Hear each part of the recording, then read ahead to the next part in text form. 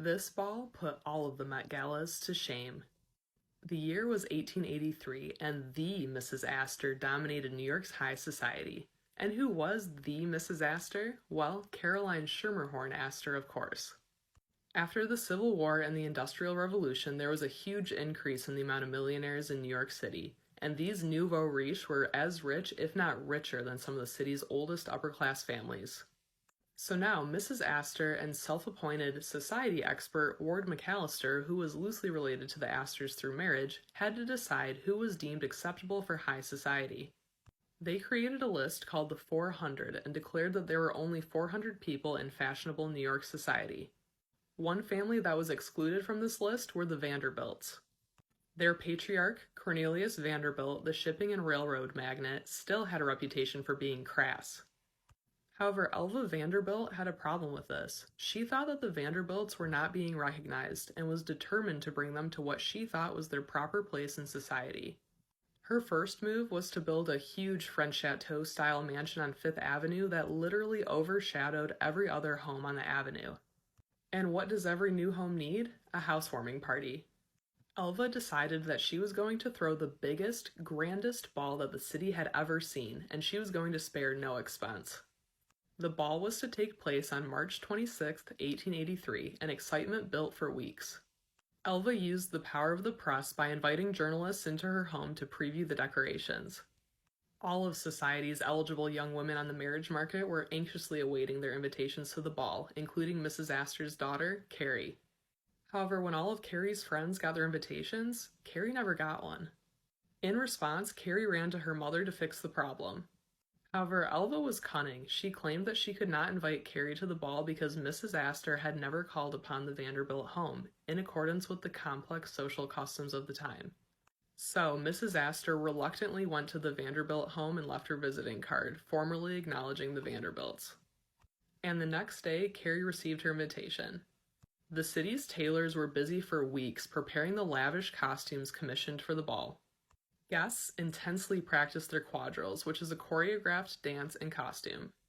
And fights broke out over getting appointments with the best hairdressers for the event.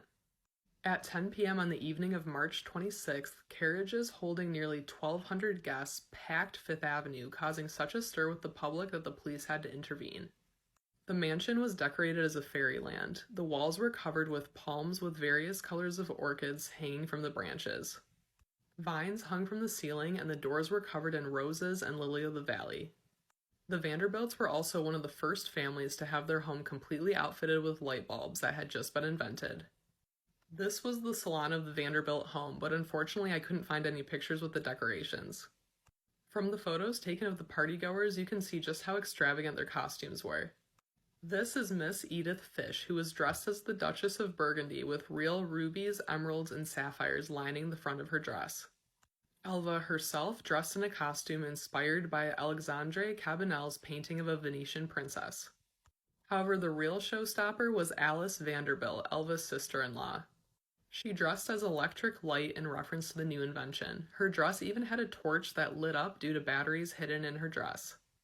And you can see the actual dress she wore that night on display at the Museum of the City of New York. At 11:30 p.m., the ball began with the Hobby Horse Quadrille, the first of 5 quadrilles to be danced that evening. For the Dresden Quadrille, dancers wore all white court costumes inspired by the time of Frederick the Great, which you can see here. The Opera Buffet Quadrille was equally as lavish, with one dancer, Miss Bessie Webb, costumed as Madame Le Diable. She wore a red satin dress with a black velvet demon embroidered on it and trimmed with little demon ornaments. After the last quadrille ended, the party really began. Guests drank and danced the night away. Dinner was served at 2 a.m. by chefs of the famed restaurant Delmonico's, which you may remember as a favorite restaurant of Nikola Tesla. As the sun rose, the dancing continued. Elva led one last Virginia reel, and then the ball was over. Guests in costumes stumbled down Fifth Avenue, much to the delight of the children on their way to school. Elva and Mrs. Astor were observed at the ball in animated conversation. Most sources estimate that the Vanderbilts spent about $250,000 on the evening, which is about $7.5 million in today's money. The champagne alone cost about $65,000 or about $2 million in today's money.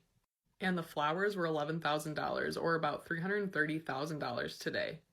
In response to the ball, Mrs. Astor declared, "We have no right to exclude those who this great country has brought forward. The time has come for the Vanderbilts." After the ball, the Vanderbilts were at the top of New York's high society, and the list was no longer limited to 400 people.